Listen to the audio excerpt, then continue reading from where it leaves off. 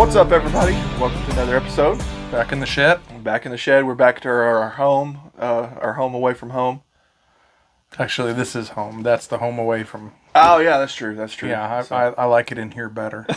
Even though it is hot and humid in here right now. We just got some rain and it's still pretty warm, but I do love the shed. Yeah, it's a little humid, a little moist in here. It's like being in somebody's mouth, but not in a good way. Oh, we got a good show for you today. I think Entertaining one. Entertaining. Talking about this week, Independence Day. Important week. Yeah. In our history. Yeah, the day Will Smith saved the world from aliens. True story. Jeff Goldblum. Or wait, are we talking about that Independence Day or the actual Independence Day? I feel as though we should touch on them both. Oh yeah, there we go. We can do that.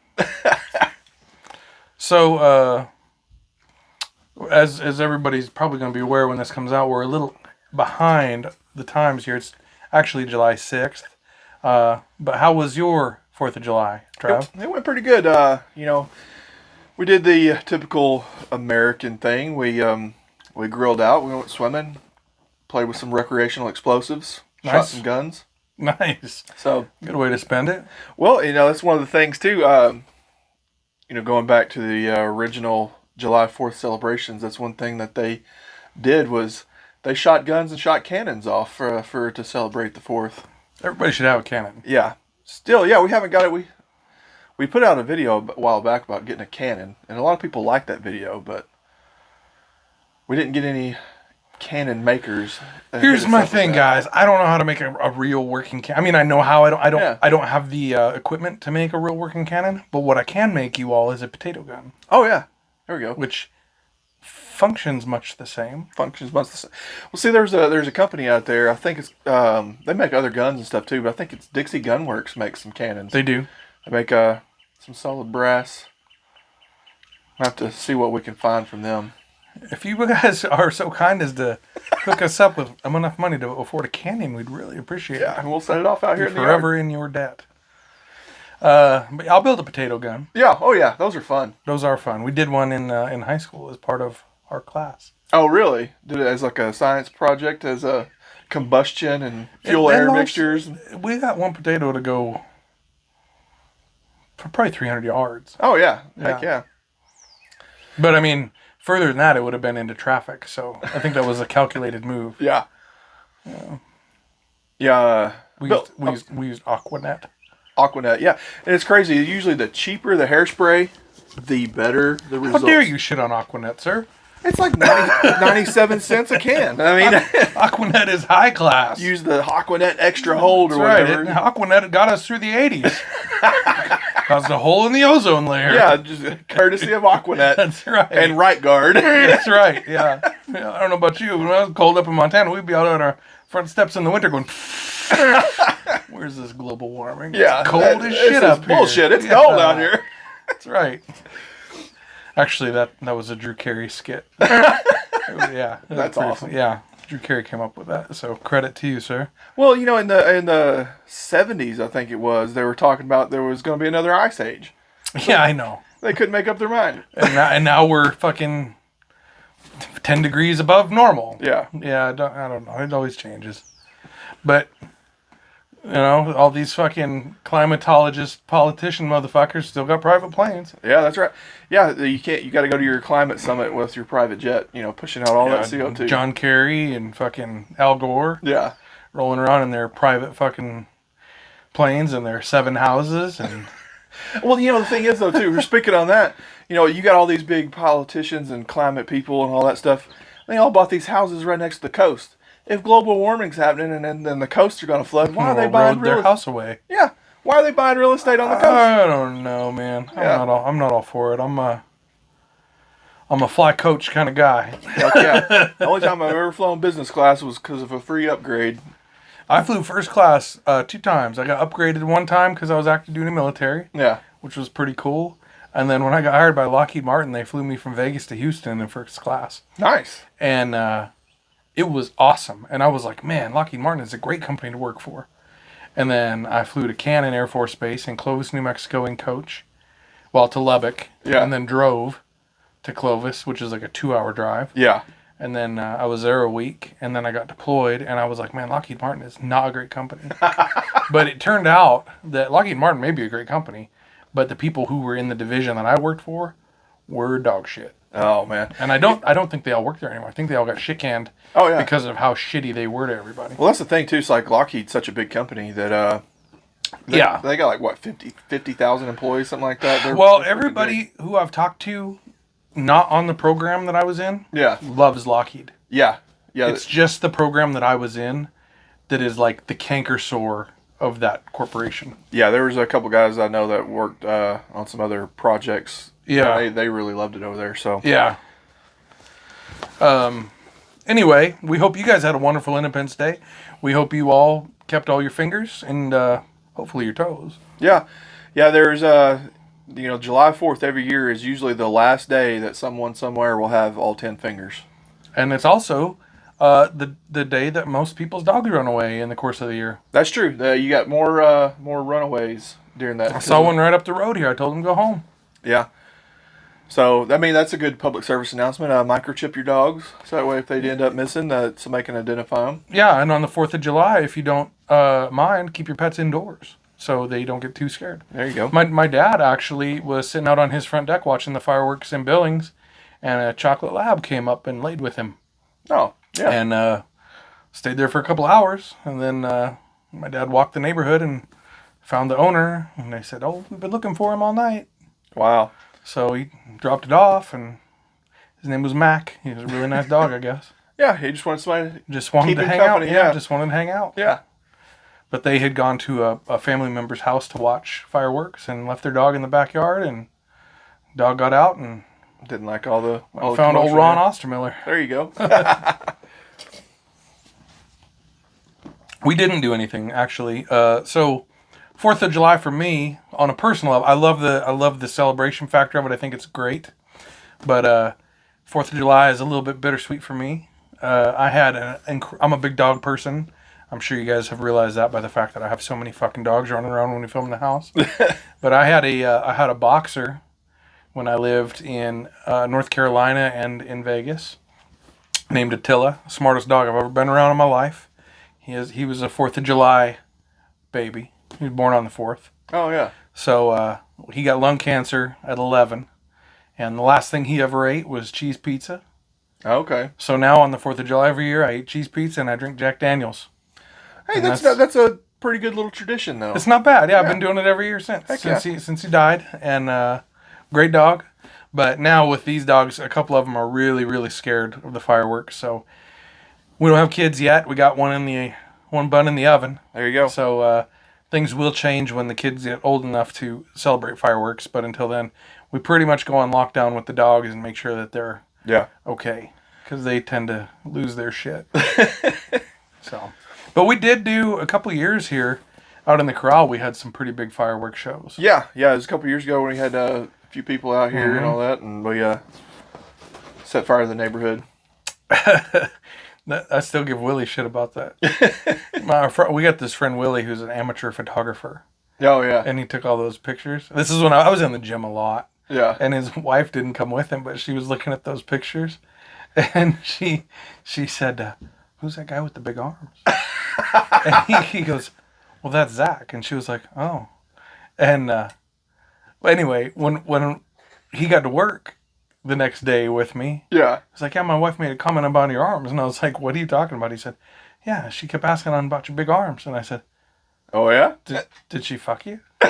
And he goes, what? I said, did she look at my arms and then have sex with you because of it? And that's hilarious. He got so pissed off. And I had never met his wife at this point. So anyway, then he told her what I had said. And then she came into work a couple weeks later to bring him lunch. Yeah. And I had never said a word to her. She just walked over and she felt my arms. Oh. And she looked over at Willie and she goes...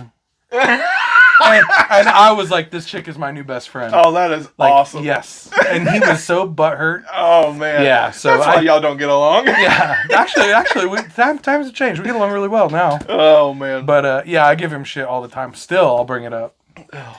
But gotta get back in the gym and get them arms I built back up. I know. I've been going back. I'm just trying to shrink the gut now. Oh man, that's why when I go up the stairs, I get out of breath going up the stairs now. That's not good. It's horrible. I gotta get back in the gym, get some get the walking more. I've actually been doing pretty well. I've been going pretty much every day, and I can still move some weight around. I'm about 20 pounds heavier than I was last time I went in there. Yeah. But I'm up to running about 3.5 miles. Oh, that's not bad at all. Yeah, and I do that fucking stair climber. I hate that goddamn thing. Man, that's good for you though. Get the leg muscles going. Yeah. So anyway, not to get off topic on all that shit. On a tangent already. Tangent. You know, so I was looking at some. I've been reading different statistics and comments and. No offense, sir, but if you're closer to the cooler than me, you ready for? Would you mind grabbing me a brew? Yeah. So this week we're drinking more of America's oldest brewery. Yeah. Well, we are now. I was drinking a Moose Drool to start because I found one in the fridge hiding behind the milk. There you go. And I'm a Moose Drool fanatic. If you guys are ever in Montana, get you some. But anyway, it's not real, like, super patriotic like Yingling is, so we'll just put that up there to show. There you go. Yeah. That we love Moose Drool. Yeah, it's some good stuff. It's my favorite. Yeah, when you brought that case, that was the first time I'd ever had it. I like Well, if we go back up, my mom and I are talking about going up in like August, September time frame. I'll bring some back. Heck yeah. I'll load up. Yeah, so yeah, we'll throw in a pitch for Yingling again. It's one of our favorite beers. We got the Yingling Flight right now. Flight is delicious. And I think it's one of my favorites now. Yeah. I like the Yingling. And I like they come in pint cans. Yeah. That's nice. The manly pint cans. Yeah. Oh yeah. It's like having a little girth in your hand. Something I'm not all that used to. Not used to that. It's got some weight to it. That's right. Throw this thing around. Oh man. Yeah, so I was getting back, I was looking at some statistics, or not, I don't know, comments and stuff. I follow a bunch of different podcast marketing channels, like on Twitter and stuff, and they always ask questions like, do you like a podcast that gets right to the topic, or do you want one to have some banter back and forth? And it's pretty split, usually down the middle. About some people say, I want them to get right to the point, because when I'm listening to a podcast, I just want to hear the facts and that's it. And I think it depends on, because I like both. I mean, but if I'm there for a specific purpose, I don't want any of the bullshit. Yeah. But most of the time when I'm listening to podcasts, it's not that I want to listen to the podcast, it's background noise. Yeah. I listen to podcasts when I work out. Yeah. I like the podcast, but my main point is working out. Or if I'm on a road trip. Yeah, exactly. I listen to podcasts or whatever, or if I'm flying. Yeah. You know, if I'm doing, like, I'll actively, or if I'm even in the shower, I listen to podcasts usually. Well, that's the thing. I think it depends on what you're looking for, because I think really our demographic, the people that are listening to our podcast, are here for the bullshit. They're not, like, I hope you're here for the bullshit, because there's plenty of it. Yeah, exactly, because, you know, sometimes it takes a little bit to get to the point. Sometimes we get off on tangents that are totally unrelated. That's true. But I think... I hope you guys appreciate that. I think... You're getting to know us to the core. And I think they do. I think it's resonating. Like, the last 2 months have been, like, our best 2 months so far. We've been doing this for a little over a year now. And, yeah. I'll be honest, man. The first one was a rough... It was. It was bad. It was bad. Like, because I didn't know what the fuck I was doing. Oh, no. We still barely know what we're doing, but... Yeah, but now at least we can just bullshit. Yeah. Yeah. I can talk to anybody for an hour. The first few episodes were rough to get through. And I think we kind of hit the stride in the Andre the Giant. Yeah. That's still my favorite episode. That was like a 3-hour-long episode, too. That was my favorite episode. We were annihilated. Off that fucking pink wine. Yeah. Oh, man. That stuff was good, though, man. It was. It was like a pink rosé wine or whatever. What was it? It was called something pink. I can't remember the name of it. I have to go back and look. Yeah. I liked it, though. That was good stuff. Yeah, man. I have to go back and revisit some of that stuff one of these days. Yeah. Anyway, I hope you guys had a wonderful 4th of July. We're going to give you a couple fun facts about the 4th of July, and then we're going to kind of leapfrog into our next subject. Yeah. Independence Day. Independence Day. Not the day. Not the day. So, do you know Independence Day, in a way, technically is not July 4th? What is it, like I guess I don't know. So the original founding fathers, the congressional delegates or whatever they wanted to call themselves back then, or the colonial representatives, Okay. they met in July and they voted to declare To independence. secede, yeah. And they all voted on July 2nd to declare independence from. They'd actually been kind of working on this stuff behind the scenes. They've been trying to gather support and sway votes and stuff like that. And they voted on July 2nd, 1776. Okay. And the vote was, I think it was unanimous for secession from Let's get the fuck out. Great Britain. So that was the big thing too. So that led to a big feud between John Adams and Thomas Jefferson. Okay. About what? Like, if they were on the same side, what were they bitching about? Well, the day. Mm. So, John Adams had wrote in a few different articles in newspapers, and he had told a few of his colleagues and stuff, and he was saying July 2nd will be known forever from coast to coast as the day America was founded and gained its independence from Britain and all that. And then July 2nd pretty much kind of just disappeared from history because when they agreed on the final wording of the Declaration of Independence, yeah. it was dated July 4th. And that's when it was, everybody agreed of the Declaration of Independence on July 4th, and that was the date on it. So then and when John Hancock signed it, the first signature on there, that's when everybody, decided that July 4th was the date. So John Adams was probably pretty ass hurt. He was pretty butthurt about it. So there was times that he was asked to come and speak at like public events for July 4th celebrations, and he refused to do it. Really? Because he wanted to do it on July 2nd. He was salty. He was. So he always wanted to do it on July 2nd, and he would refuse to go to different places and Stuck to his guns. Yeah. Huh? Well, that's kind of shitty. Yeah. I think some of it too stemmed from the two main authors of the Declaration of Independence was Thomas Jefferson and John Adams. There was also Ben Franklin. Yeah, I knew.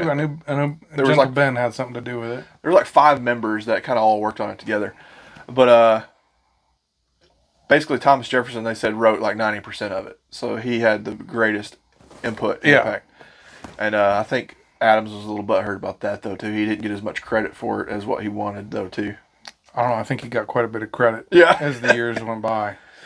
So my question is, George Washington wasn't involved in any of this. No, he was a commander in the army. But no. But then, so once everything was all said and done, they were like, "We're done here, bro. You're up." Yeah, pretty much. Because they selected him to be because he wasn't even a general at that time. He was like a like a captain or something. Captain or a commander or something like that. And they promoted him to general, and they wanted him to command the Continental Army.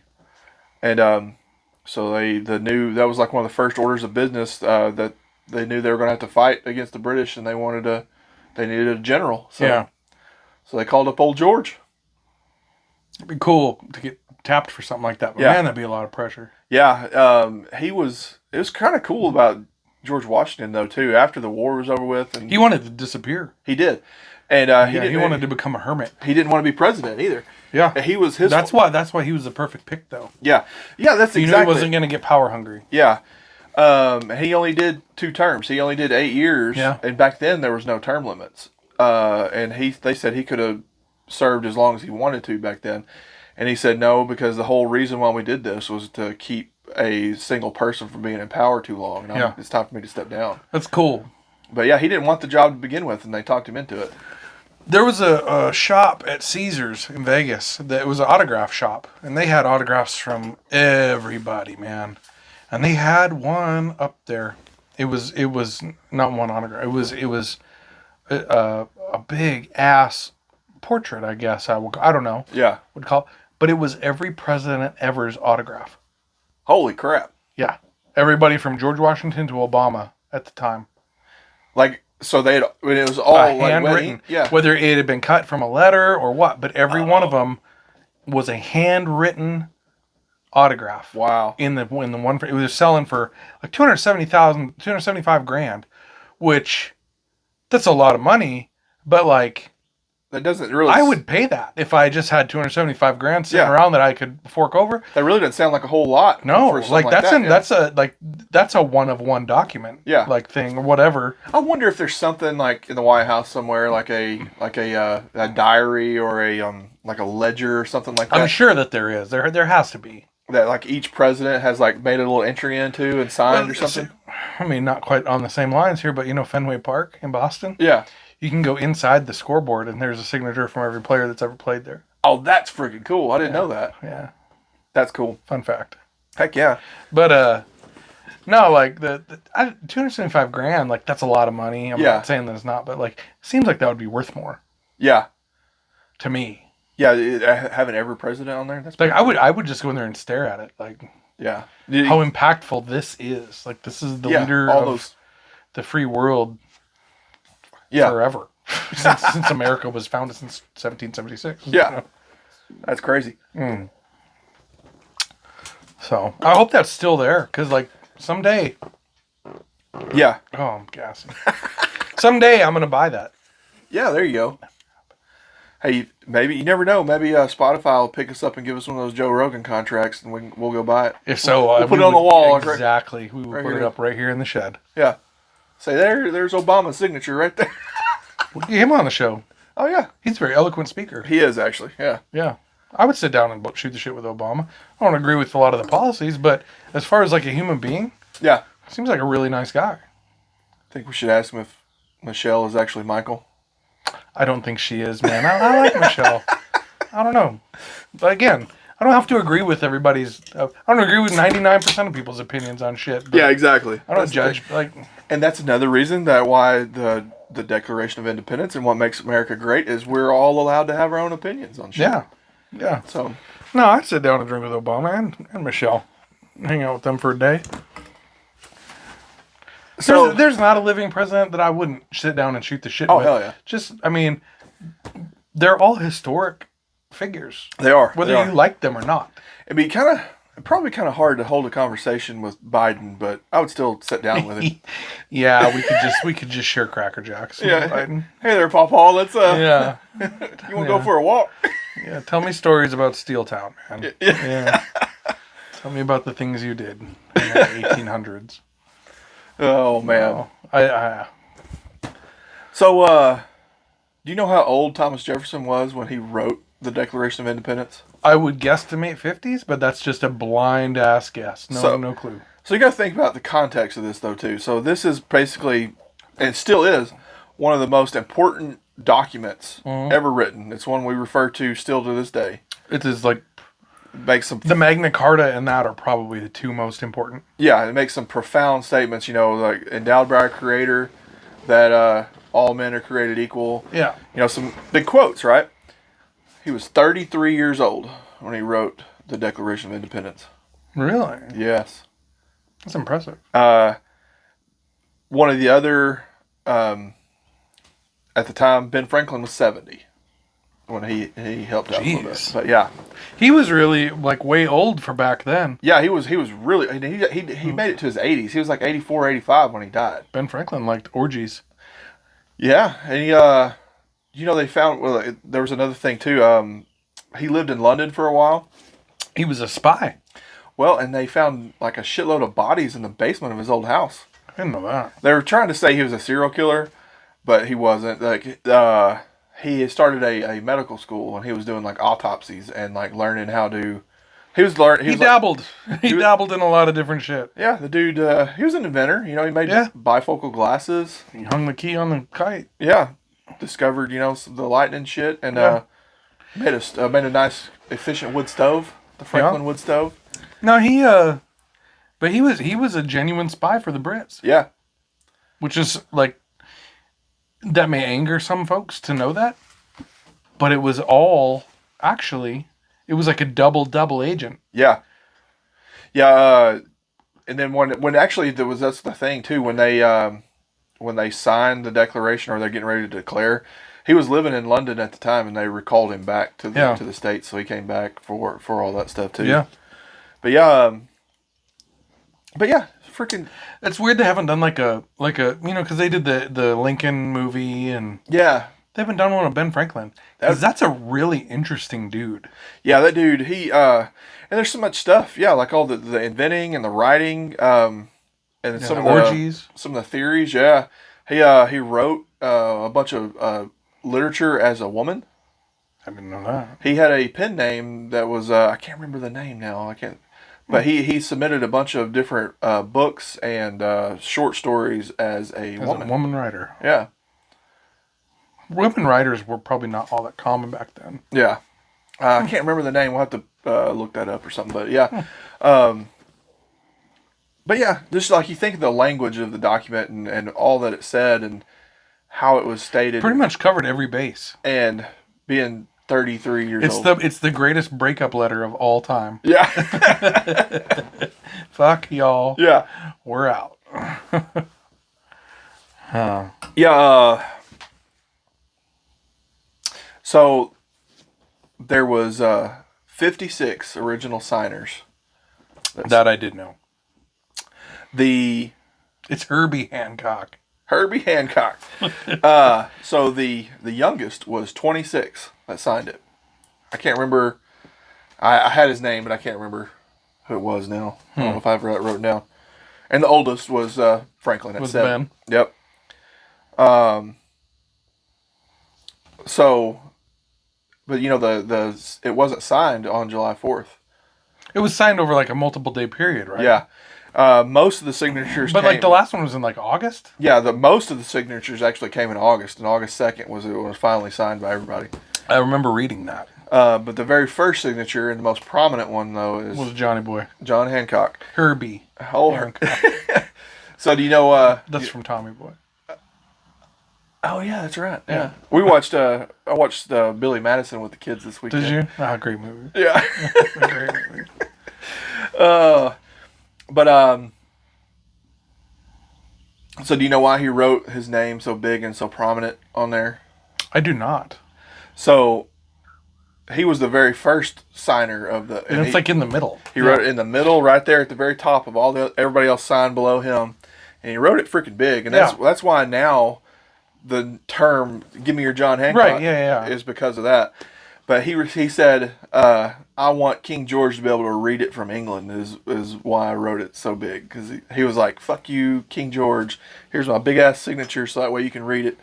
That's cool. Yeah, he wasn't holding back or anything or wasn't trying to... We had a copy of it on my wall at my dad's house. Oh, nice. Yeah. And then I know, again, Boston. I don't know why I'm bringing this up, but fucking Boston Red Sox, you suck. But at Fenway, John Hancock Insurance has a big sign up there, and it's his signature, which looks pretty cool. Well, that's Boston and Massachusetts in general was huge with the July 4th celebration stuff. They were actually the first state. Massachusetts was the first state to declare July 4th as a holiday.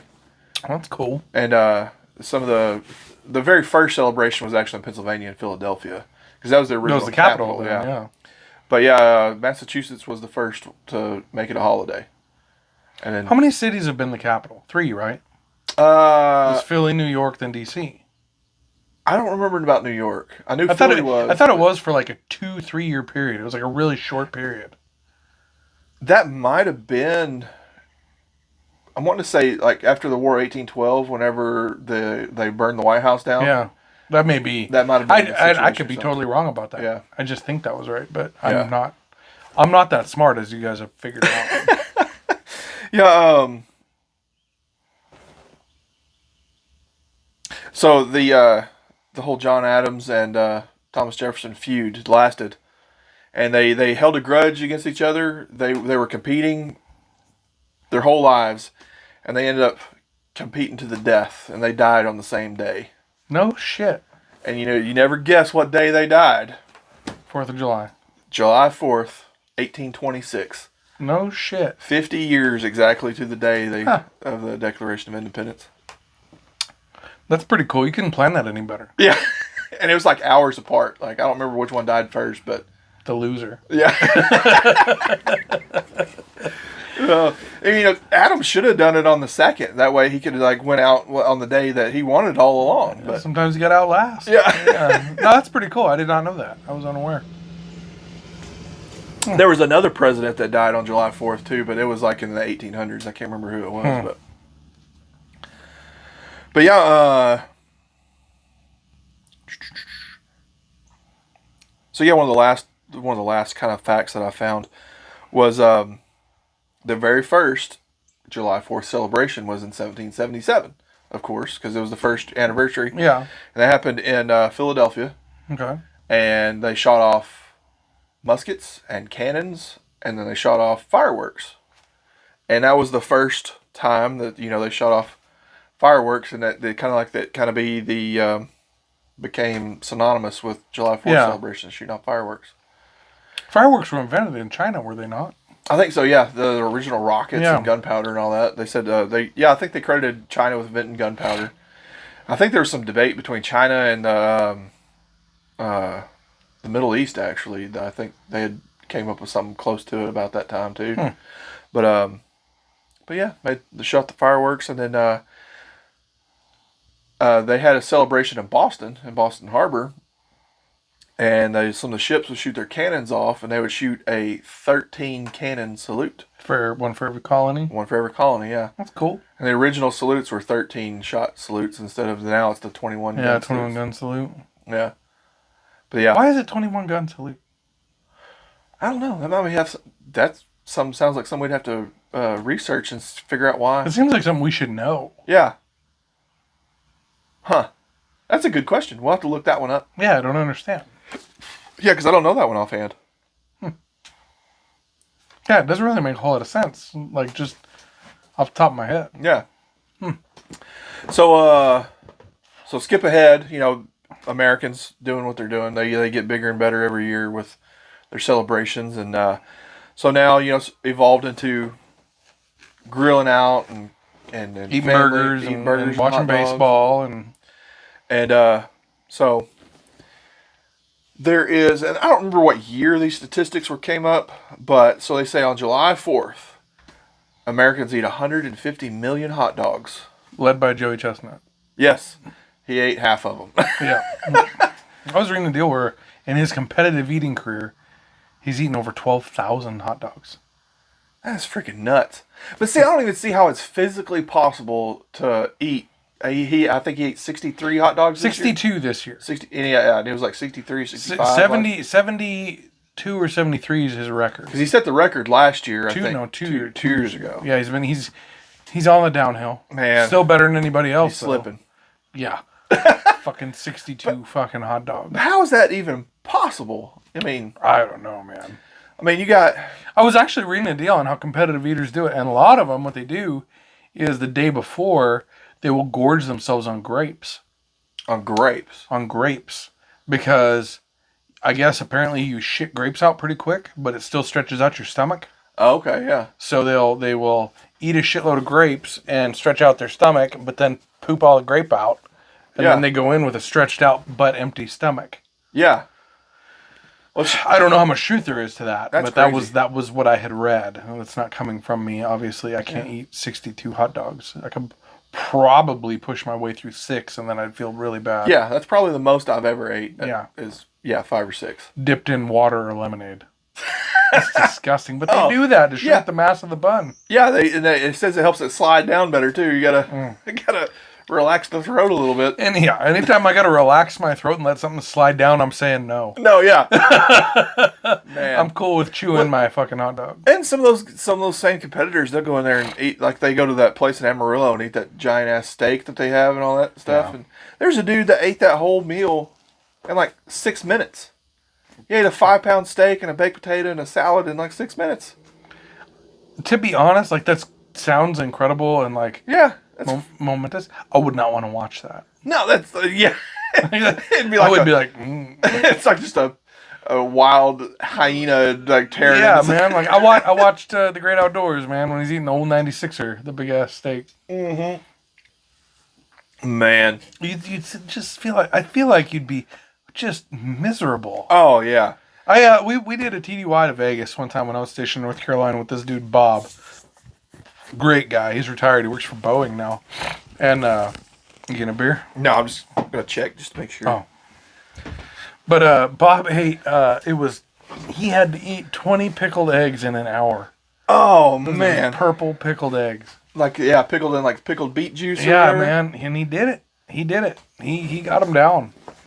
Imagine his farts the next day. Well, he threw up like way after. Oh man. He threw up and he had won. We made the deal where if he ate all those eggs in an hour, initially it started off, it was like $1 an egg, and then more people got in on it, and he ended up making, it was like $800 that night. Holy he shit. made off doing that. Which, I mean, that's not bad.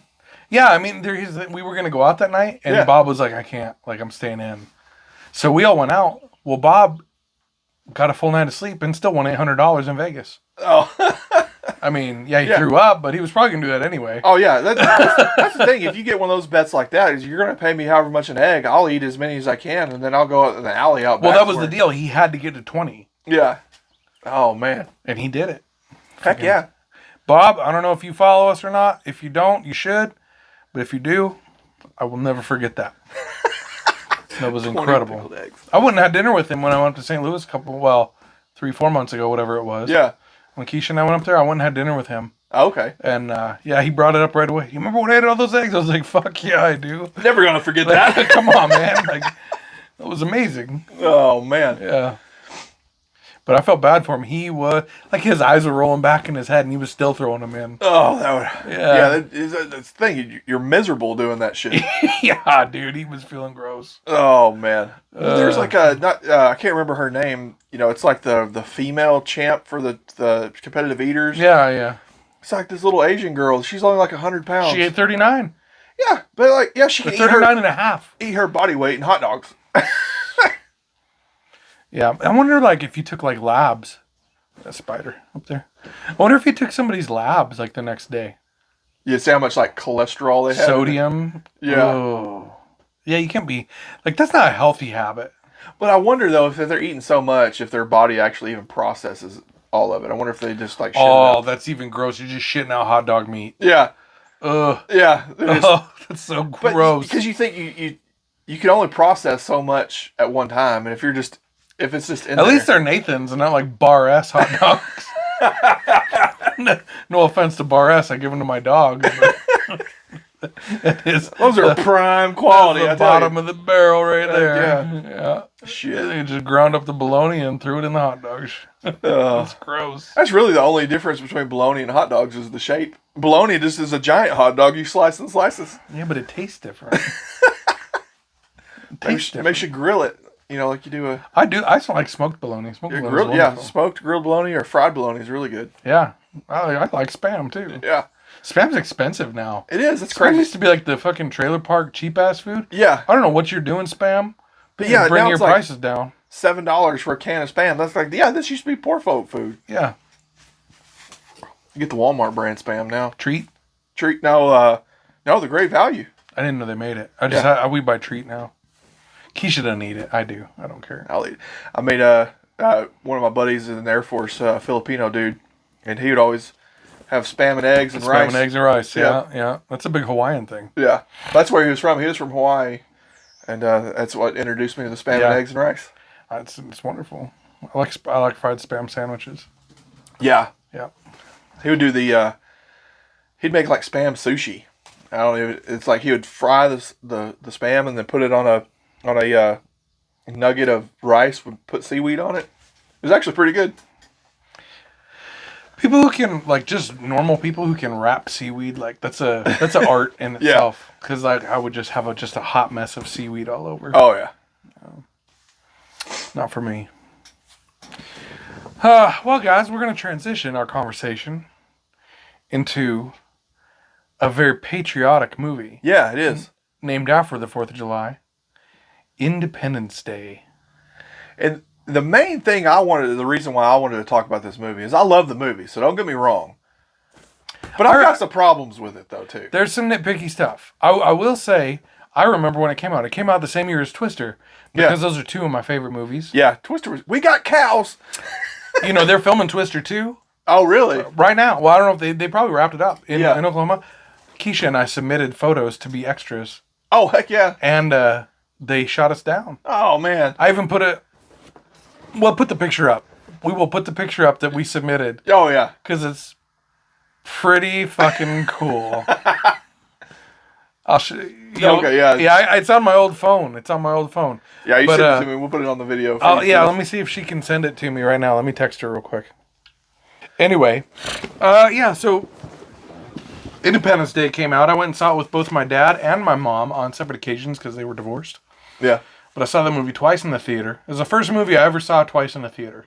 Really? I think I'm trying to remember. I think I saw it in the theater too.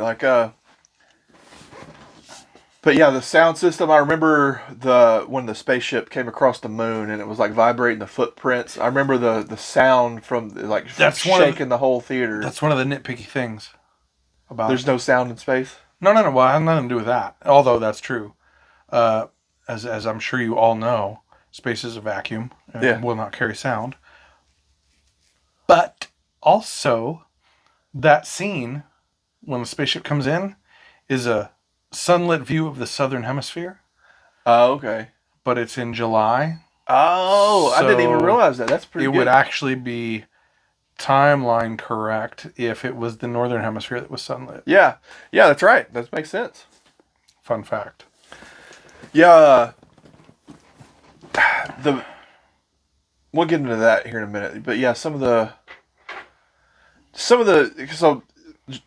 Independence Day, it's a military movie. It is. At the time when I saw it, when I was a kid, it was the greatest movie ever. I love the alien and yeah, it was an awesome movie. Yeah. Now, after being in the Air Force and knowing what I know about fighter jets and all the other Air Force inventory, now I have to I watch it and I'm like, fuck, they got that. That's why wrong. I can't watch. And I know not Top Gun is a Navy movie, but I worked fighter jets for several years. Like I can watch Top Gun and be like, ugh. Yeah, exactly. And then I was watching this movie. Yeah. We watched it this weekend with the kids because they'd never seen it before. You kids have not seen Independence Day? No. Oh, that's amazing. And I think we're going to watch the new one this weekend, the Resurgence. And tell them to be ready to be disappointed. Yeah. The second one sucked. What the fuck were you thinking? And supposedly they're going to work on a third one, though, too. The second one just had, no story. It was all action. Yeah. And I like action movies. You got to have some sort of But there was no substance to this movie at all. It just seemed like they were hitting fast forward through the whole movie. Yeah.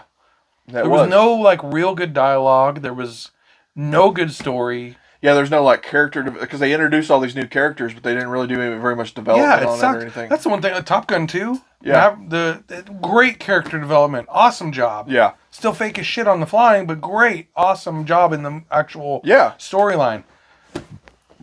Independence Day 2 was a fucking abomination. So the very first issue... Well, actually... Yeah, the very first issue I have with Independence Day movie is there's a scene where they're calling an AWACS on the radio, and the AWACS is trying to get a visual of this giant ass spaceship coming into the atmosphere. But the AWACS is flying through the clouds. It's a radar plane. Well, it's a radar plane, but it's flying through the clouds. In a normal Air Force operation, the AWACS would be way above the clouds. They would be at 35,000, 40,000 feet above the cloud layer. So that way they could have a good visual. And then they were flying through all this stuff, and then they fly head on into this object, right? Yeah. But they have that big ass radar. They have that freaking 10-meter dish on top of that airplane. They would have saw that thing coming a long ways away. Yeah. And not only all the other sensors and stuff they have on that aircraft, they wouldn't have put themselves in that situation to crash head on into a giant flying saucer. Yeah. It adds to the dramatic effect to it, though, I guess. Yeah, that's the story. Yeah. So, the next one, it was a minor detail, and some people might not even have noticed it. But a couple scenes later, you got Will Smith, his character, and his buddy Harry Connick Jr. Harry Connick Jr. My buddy. Yeah, your buddy. Met him. Fucking love Great your mom. guy. He told me he loved my mom. He's super nice though. Harry, if you're listening, come on into the shed, brother. Yeah. So they're in that dogfight, right? And it's to the point where they're running away and they're flying through the canyon and all that, trying to get away from these little spaceships. And it shows his, which isn't even the right indicator, but it shows on his little screen his Mach indicator. And he's full afterburner, full throttle, but he's at sea level, flying through a canyon. Yeah. And it's showing him going Mach 2.5. It's actually not quite 2.5. It shows it's right there. It's like 2.4, 2.3. They're flying an F-18A model because this is in the early. Yeah. It might be a C model. It might be a F-18C because this is the middle 90s. The top speed of an F-18C is Mach 1.8 at 40,000 feet. So he's going a little bit. So me being a fighter guy. Yeah. This is where I'm going to tell you that any advertised speed that you see from a fighter is probably not accurate. That's true too. So you got to take that with a grain of salt. Yeah, I agree with that. Yeah. So just for instance, I'm a F-15 guy. Yeah. Love the F-15. Thing is fast as shit, right? Yeah. Okay. There's some wiggle room on this. You would never see a fully loaded aircraft flying Mach 2. No matter what the fuck aircraft it is, there's just too much drag. Yeah. Too much weight. Yep. It cannot be done. You would run out of gas trying to get there. Yep. But, that being said, a slick F-18, I don't know much about the F-18, so I'm not going to be the guy to tell you this. Yeah. But I could see a slick F-18 pushing it to very close to that. Yeah. Because I know the D-class speed of an F-15 is Mach 2.5. Yeah. So a slick C model running with like 229s. Yeah. It's possible, I think. But in this scene, though, he's maneuvering, though. I can see that, like, you hitting that speed in a dive, or coming in, at a straight level or something. But he's maneuvering back and forth through a canyon and all that stuff. Most people don't know this fun fact. The, Chuck Yeager is credited with breaking the speed of sound. Yeah. He is the first to do it in straight and level flight, but he is not the first to do it. It was actually done 4 days prior by a major, I cannot remember his name, in an F-86 Sabre. Oh, yeah. But he did it in a dive, so he's not given the credit. Oh, yeah. That's the first time the speed of sound was broken. Yeah, I think I remember hearing something about that. We have to do an episode on that. We can do one on Chuck Yeager. Heck yeah. That guy's career was fucking wild. Freaking great American right there. He was like one of the oldest guys to go to space, too, for a while. Who knows how many times he actually went there. Yeah. With the programs he was on. But anyway, that's all beside the point. Yeah, I can see what you're saying. There's no way in hell you'd get a loaded F-18, no matter what model, flying Mach 2 through a canyon, maneuverable. It's just not possible. Yeah, and I know they're doing it for, in that scene is just a few seconds where it shows the indicator on the screen and stuff, and I'll put a picture of it up too, if I can find it, if I can find a still shot. You'd have to, yeah. But I don't know, and because most people, especially at that time though, when this movie came out, I think it was '96 when it came out, they didn't know some of the stuff they know nowadays though too. Some of that stuff wasn't disclosed and different things. But man, the biggest thing that chaps my ass about the whole thing was for one thing, it's very Marine and Navy heavy, which I love the Marines. They're great. But where is any other weapons besides a fighter jet used in this movie? The B-2. The stealth, the nuke scene. The nuke scene. They launched, which also totally unrealistic, by the way. Yeah. Oh, yeah. They had the little ground vehicle on the ground there and all that stuff. Not only that. Oh, yeah. Just the fact that they got within range, like visual range to shoot a fucking cruise missile. Yeah. Not happening. No, exactly. Shoot that shit from over the horizon and let it do the work, because the B-2 is not fast enough to get away. Yeah. When they launched that nuke and when it detonated, like, they were still making their turn. Like, that would have destroyed the aircraft. Absolutely. That little armored vehicle that was on the ground would have been destroyed, though, too. Yeah. But yeah, some of the cinematic. Yeah, exactly. Some of those for drama and stuff. But one of the biggest thing cinematic freedom. Yeah, there you go. Or what is it? It used to be in writing, poetic license or whatever, creative license. But so you got the big scene where they're all flying in, and they're all all these fighter jets flying in, and they launch all these missiles at the big giant spaceship. So if you look, there's a website. It's like a Independence Day wiki or whatever. And in the movie, in this world, those spaceships are 15 miles across. The big ones, yeah. They call them the city killers or city destroyers or whatever they call them. And it says it's 4 kilometers thick on these. Yeah. So you've got if you were going to destroy a city, right? What would you shoot at a city if you're wanting to blow it up? Not a F-18 with air-to-air missiles. Exactly. So they had all these. So I did some research, looked it up because I didn't know for sure exactly the size. The warhead on a AIM-120. That's what the Fox 3. Yeah. They say Fox 3 and shoot the missile. It's an AIM-120 AMRAAM. It has, which means advanced medium range air-to-air missile. Yes. Depending on the model of the missile, because they have different iterations of it. There's a shitload of them, yeah. 44 to 49 pounds is. Yeah, they're not big. But they just fly so far. That's the good thing about them. Yeah. Is AMRAAMs have a really, they call them medium range. They have actually a pretty long range. It's like 89 miles or something like that, the range on them. Yeah. Yeah. The unclassified range or whatever. Yeah. But and so the missile. I'm not going to get into what I do now. So this missile weighs like around 300 pounds, depending on the variation of it. Most of that's rocket motor because it goes like Mach 4. Yeah. But it's a 40 to 50 pound warhead. So you're going to try to blow up a city with a 40 pound warhead of explosives. That's not going to happen. And they kind of touch on it in the movie where they're like, oh, we're out of missiles or we're not doing enough damage.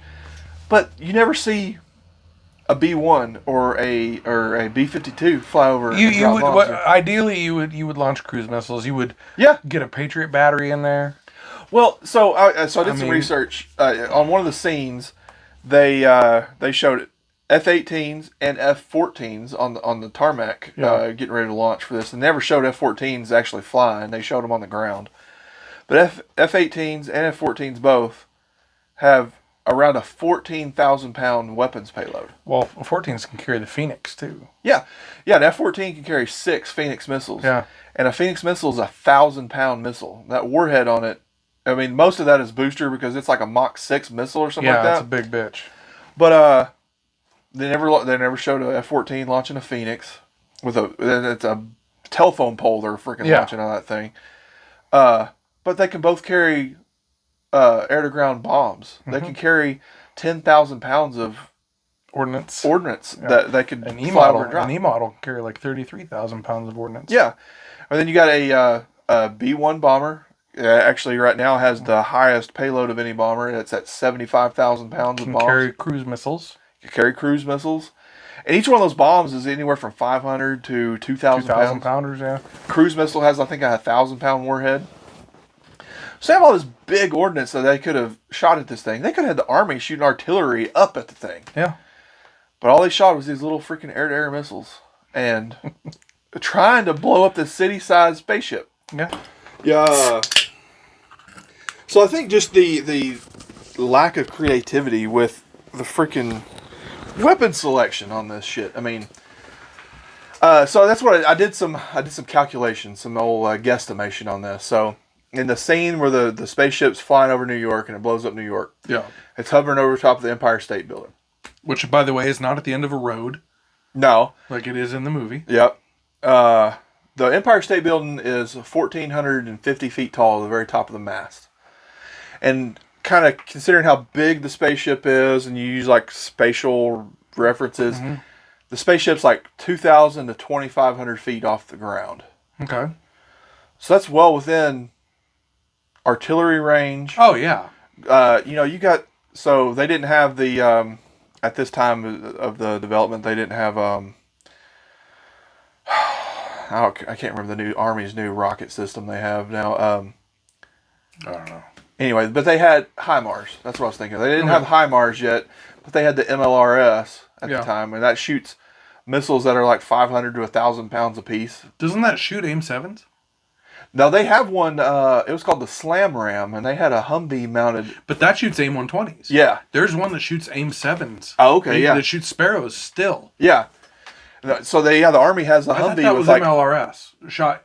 no shot in- MLRS shoots. It's that the rocket artillery that they Is shoot. it? Okay. Yeah. Well, there's one that shoots sparrows. Yeah, yeah, and it was like a Humvee or a deuce and a half mounted rocket. Yeah, for anti-aircraft role. Yeah. Yeah. AIM-7s were cool fucking missiles for their time, man. It was a really good missile. It just had tracking issues. Like they most of the time, like in Vietnam when they shot them, they'd automatically launch two. They'd Ripple 2 missiles because they had like a 50% hit rate. So they would always launch two to make sure to make sure they had They a were hit. a cool fucking missile though. Yeah. They led to some really interesting shit. Well, that led into the AIM-120 because the development of that missile kind of carried on. And now they have the AIM-240 coming out. Yeah, and that sucker is supposed to be Wild. like almost It makes me undefeatable. wish I was still in Ellis because we did the AIM-120 testing there. Yeah, With all the different versions that came down, we tested them. yeah, that missile is supposed to be like faster and more accurate and Longer range, all that stuff. Bigger Yeah, payload, everything. yeah, So Independence Day. Another thing that I never understood is, and I'm not a big computer guy, but how in the hell would you write a virus yeah, for a computer system that you don't know, exactly. on an operating system you don't know? It makes no sense. Exactly. That's the thing because they supposedly the gizmos and stuff like the Star Trek guy, the mad scientist at Area 51, he said none of their shit turned on until like the last week because so they didn't have enough time to do research. They weren't able to research what operating system they're using, what kind of code. Take a banger on Linux. Yeah, and so hope it works. I'm just gonna make this code on a literal alien system that I and make a virus. That was the one thing that I thought was interesting is initially the U.S. military, specifically the Navy and the Marines, allowed or gave them permission to film on U.S. bases. Yeah. Until they further read the script and saw that there was references to Area 51. Yeah. And then the military pulled their sponsorship of the movie altogether. Yeah, so a lot of the scenes were CGI because of that. They were wanting to do a lot of practical effects with it. Yeah, when they wouldn't remove the Area 51 references, so they made them close it down. The other thing that I thought was kind of cool is there's a record. Did you read this? Independence Day holds a record for the most miniatures ever made for a movie. Oh yeah, all the different little cities and all that stuff. They actually there's more than whatever the second movie is in that list. There's more than twice as many miniatures for Independence Day. Yeah, and that's a record that will never be broken. Because of the invention of CGI. Yeah, because they made an exact replica of the White House to blow it up. Yeah. They made replicas of the Empire State Building and all that stuff in all New York. Flight lines. Yeah. Like a whole bunch of shit. Yeah, and they it was pretty cool how they did some of the tedious effects on that stuff. Yeah. They actually put them sideways and filmed them vertical, I guess, in a way, and then because that way the flames would perform a certain way when they blew up and stuff. It was very a lot of science went into it. Not necessarily computer programming, but actual physical science. Yeah. Yeah, some of the I'm trying to think how many. I think they said there was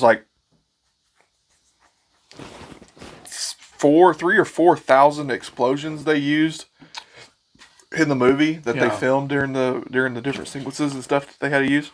Another thing that always got to me about it, not so much initially when I was a little kid, but later on in life when I learned about airplanes, is so the fact that they took farmers and fucking anybody with a pilot's license and threw them in an F-18. Yeah. Now, again, not a Navy guy, so I don't know a whole lot about the F-18, but I will say that I was at initial qualification. I was at a squadron in North Carolina that did initial qualification training for F-15E model pilots. Yeah. And then after that, I was at Nellis Air Force Base at the Weapons Academy, where they take good pilots and turn them into world-class pilots. Yeah. Basically, it's advanced fighter school. Initial qualification training is 6 months, and then advanced fighter school is also 6 months. Yeah. So you can't just take someone who flies fucking Cessnas and Stearmans and, shit and put him into a fucking fighter jet. And the same can be said. You can't take a fighter pilot and throw him in a Cessna. The controls are fucking way different. And the envelope is way different. Oh, yeah. You can't just do it in a couple days and be like, here's how you fly this plane. Yeah. And I think, I bet you, I would give the benefit of the doubt of a general aviation pilot being able to get one off the ground.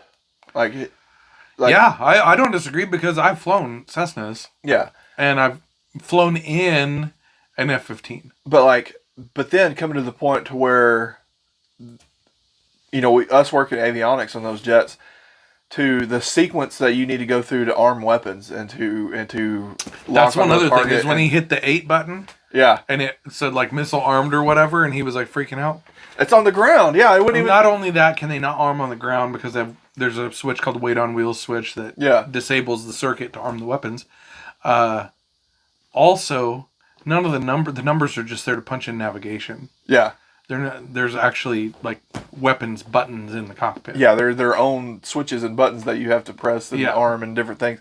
But so that's a whole different set of that you have to learn. Hell yeah, with your targeting and radar and all that stuff. You're not going to learn that in a couple hours. This thing, if you fuck it up, you're not going to destroy anything bad. Just nothing's going to happen. Yeah. Like, you have to do shit in the right way. Which I guess it kind of worked out because the dude that was the crop duster, he ended up kamikazing anyway into the... Which was cool. Yeah, that was. I'm back! Yeah. And flies.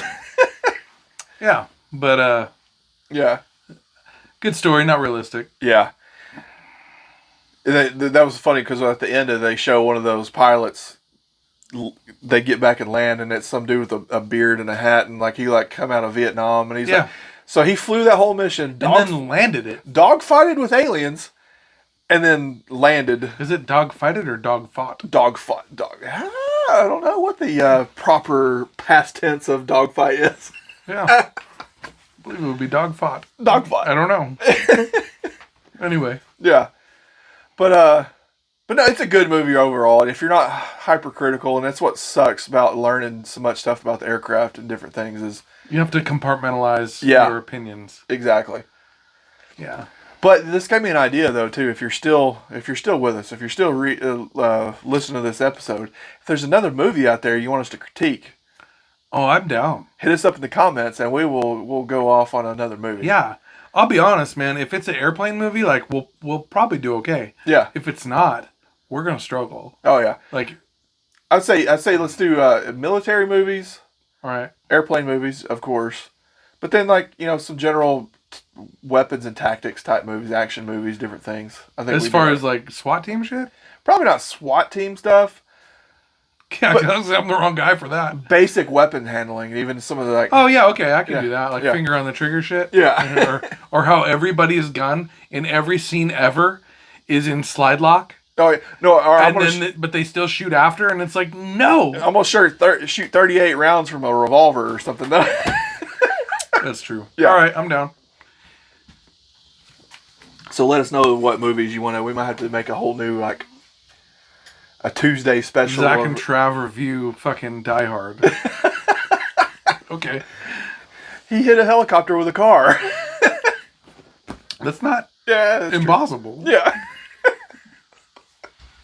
I know a pilot once who dropped a 500-pound bomb on a helicopter. Yeah, that was the first air-to-air kill. The last air-to-air kill with a bomb though. Yeah, it was the first air-to-air kill with a bomb and the last air-to-air kill that we've had from a fighter jet. Yeah. I know the guy who did it. It was cool. That's pretty cool. You know an AK-47 has an air-to-air kill? I did not, but I know that we had Preds come back with bullet holes in them. One of the first Preds to ever get shot down in Bosnia was shot down from a helicopter from a door gunner with an AK-47. Oh.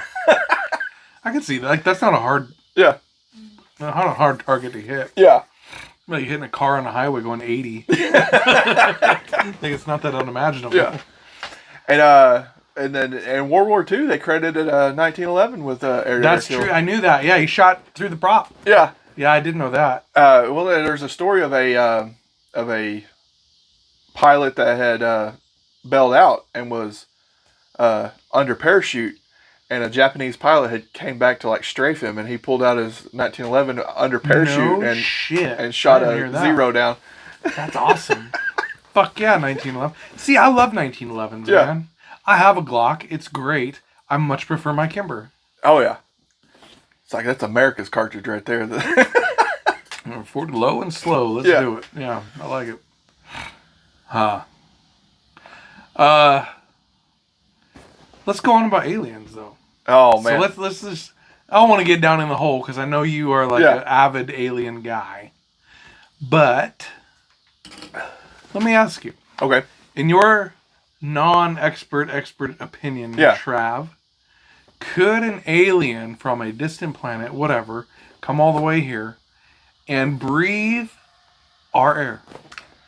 I mean, I think it's possible. Yeah, I think it's. Well, obviously it's possible. We're Yeah. doing it. But do you think it's probable that another planet's going to have a mix of nitrogen, oxygen, whatever? Yeah, the right gas mix. I think it's probable, but unlikely. I would say because That's I mean, a conundrum. Possible, but unlikely. yeah, because I think Yeah. it could happen. What's but the UPS guy doing still out? freaking Fucking earning a paycheck. heck yeah.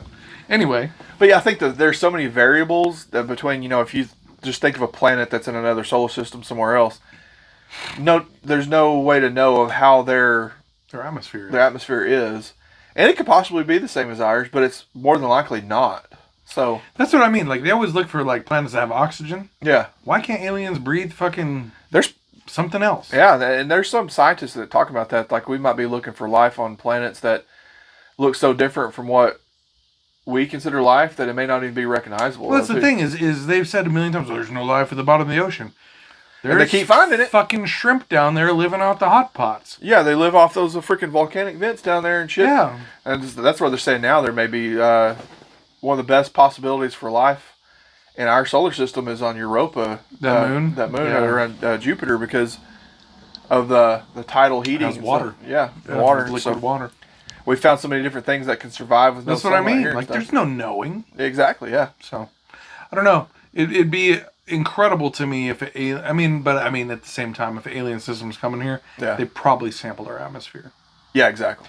My other thing that I wanted to get into is, so you know Bob Lazar, Yeah.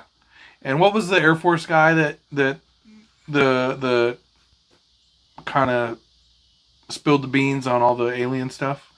He was like he worked for like the NSA shit. Oh. Like he did a bunch of reconnaissance shit. But not like, Yeah. he wasn't like painting his face and going into houses recon. He was like reading like computer stuff. Yeah, he was recon. he was an nerd. Intel guy, Intel nerd. Yeah. He was, I can't remember his name, but yeah, that was a new one that just came out. Yeah, he worked for the Air Force, the NSA. Yeah, and he said that we have Captured technology, yeah. yeah. And some of the stuff that he talked about was some of the same stuff that Bob Lazar had talked about too. I know. And but then there's also that Navy pilot, David Fravor. Yeah. And the video from that footage that he was able From his 18? Yeah, from his F-18. That craft performed, and then this is actual footage from a military camera system. Yeah. That craft performed in the same way that Bob Lazar had described how those craft performed like 20 years prior to that. Well, and I was reading a deal today that said that they, whatever year that was filmed, Yeah, it was like 2004 when that. they had just gone through a massive sensor upgrade. Yeah, And then they just like upgraded the Aegis system on those. then they started seeing these things. Yeah. Where before their capabilities couldn't pick it up, but Yep. now that they can. Yeah, exactly. So they could have been there the whole time, all along. We just exactly. didn't know. Studying Yeah. us. So, I think, that's the thing. Just think of it from a human perspective. If you're going to go into a foreign land of some kind, Send a drone. well, you're going to send a drone, but you're going to do recon of some kind. Absolutely. You're going to just study what it is. So, I was listening to Joe Rogan yeah, the other day, and he kind of touched on this too, and I agree with him about it. So I'm not going to say this is my idea, but I agree with this idea. That what do we do when we study? Because if you look at like chimpanzees, Yeah. and this is his example, but it's perfect Yeah. sense. So I'm gonna throw it on here. Give credit to Joe Rogan for saying it. when we study chimpanzees, obviously the technological advancement from chimpanzees to us is fucking Yeah. light years. Yeah. Right? Like we, have cell phones and chimpanzees eat their poop. Yeah. But I mean, what do? We study them. We still study them. We're still curious about them. Right, but we not in an invasive way. I mean, some people do, but I mean, the scientific approach is to sit back, study, but let them know that you're present so they don't rip your fucking face and your balls off. Yeah, and kind of study them from afar. Right. And just let them do their thing. These technological beings that travel light years are light years away from us. Yeah. All, not just... Yeah, because if they have the capability of getting here, they're so more far beyond advanced than us, then you couldn't even make a comparison. So who knows if they're just sitting back watching us eat our poop. Yeah. There's a few different hypotheses about that as well. Yeah, I had some buddies who thought like Earth was seeded for... Yeah, and then there's like the we're a zoo kind of thing where we're here to just for them to observe us, kind of thing and stuff too. I don't know. So here's my question: will they step in when we destroy ourselves and say, "Don't press that button"? Well, there's some scientists that have said that maybe they're here observing just to make sure we don't, kind of thing too.